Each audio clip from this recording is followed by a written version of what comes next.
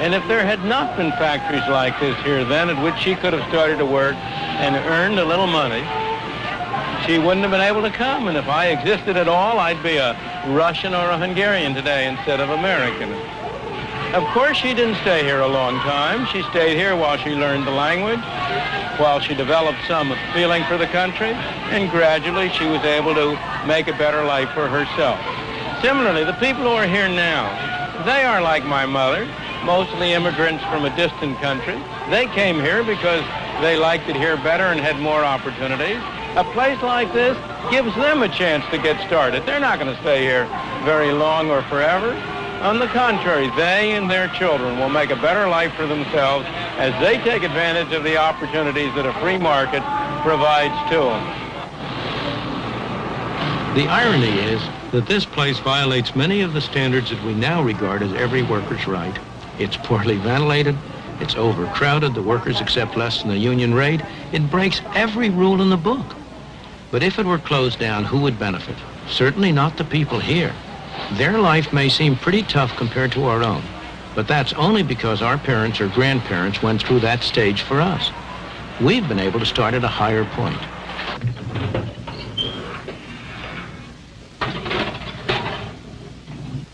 Frank Vasali's father was 12 years old when he arrived all alone in the United States. He'd come from Sicily. That was 53 years ago. Frank is a successful dentist with a wife and family. They live in Lexington, Massachusetts.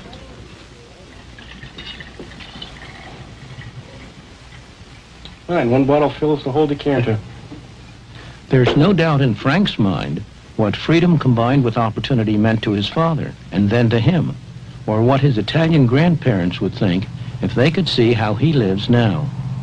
They would not believe what they would see, that a person could immigrate from a small island and make such success out of their life, because to them they were mostly related to the fields, working in the field as a peasant. My father came over, he made something for himself, and then he tried to build a family structure. Whatever he did was for his family. It was for a better life for his family. And I can always remember him telling me that, you know, number one thing in life is you should get an education to become a professional person. Please don't eat that.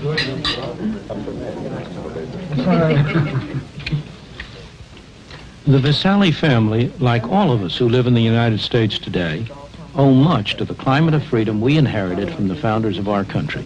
A climate that gave full scope to the poor from other lands who came here and were able to make better lives for themselves and their children. You girls gonna have this? Yeah. You, Chris? I know you don't want the whipped cream. But in the past 50 years, we've been squandering that inheritance by allowing government to control more and more of our lives instead of relying on ourselves. We need to rediscover the old truths that the immigrants knew in their bones, what economic freedom is and the role it plays in preserving personal freedom.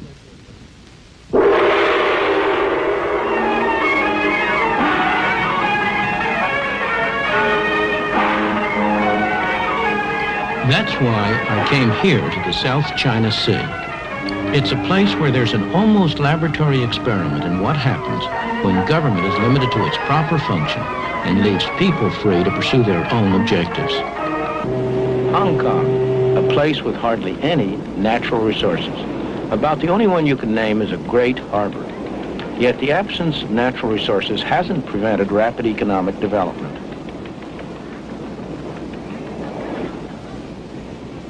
Ships from all nations come here to trade because there are no duties, no tariffs on imports or exports. The power of the free market has enabled the industrious people of Hong Kong to transform what was once barren rock into one of the most thriving and successful places in Asia.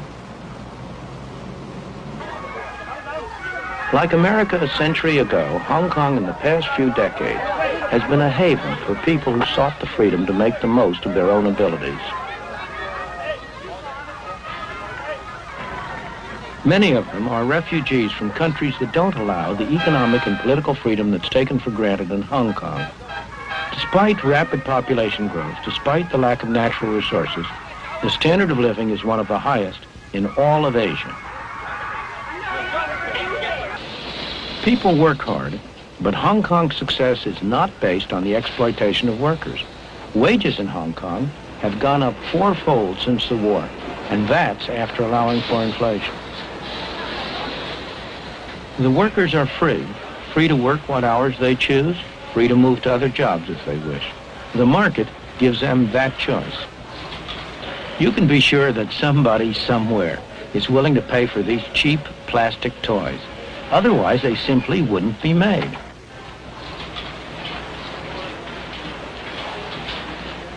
Competition from places like South Korea and Taiwan has made cheap products less profitable. So Hong Kong businessmen have been adapting.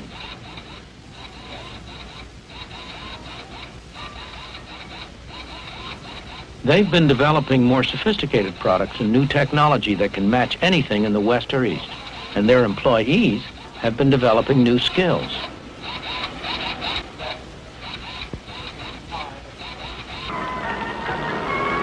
It's the ordinary people of Hong Kong who benefit from all this effort and enterprise.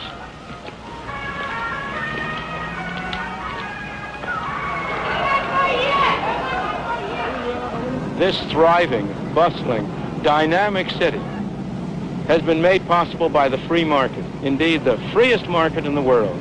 The free market enables people to go into any industry they want, to trade with whomever they want, to buy in the cheapest market around the world, to sell in the dearest market around the world. But, most important of all, if they fail, they bear the cost. If they succeed, they get the benefit. And it's that atmosphere of incentive that has induced them to work, to adjust, to save, to produce a miracle. This miracle hasn't been achieved by government action, by someone sitting in one of those tall buildings telling people what to do. It's been achieved by allowing the market to work.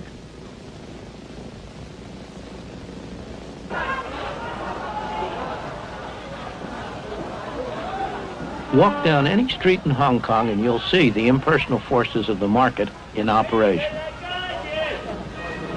Mr. Chung makes metal containers. Nobody's ordered him to. He does it because he's found that he can do better for himself that way than by making anything else.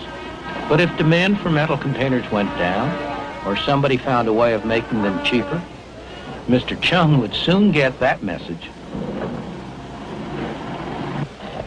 A few doors away, Mr. Yu's firm has been making traditional Cantonese wedding gowns for 42 years. But the demand for these elaborate garments is falling. The firm has already gotten that message and is now looking for another product. The market tells producers not only what to produce, but how best to produce it through another set of prices. The cost of materials, the wages of labor, and so on. For example, if these workers could earn more doing something else, Mr. Ho would soon find a way to mechanize his picture frame production. Inside this Chinese medicine shop, a market transaction's going on. The customer's confidence that this painful-looking ordeal will help him doesn't rest on any official certification of the bone doctor's qualifications. It comes from experience, his own or his friends. In his turn, the doctor treats him not because he's been ordered to, but because he gets paid. The transaction is voluntary, so both parties must expect a benefit or it will not take place.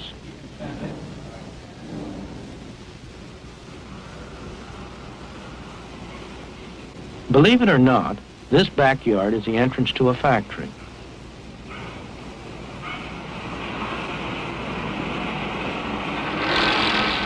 The workers here are some of the best paid in Hong Kong. It's hot, sticky, and extremely noisy. The workers are highly skilled, so they can command high wages. They could induce their employer to improve working conditions by offering to work for less, but they would rather accept the conditions, take the high wages, and spend them as they wish. That's their choice. The best-known statement of the principles of a free market, the kind of free market that operates in Hong Kong,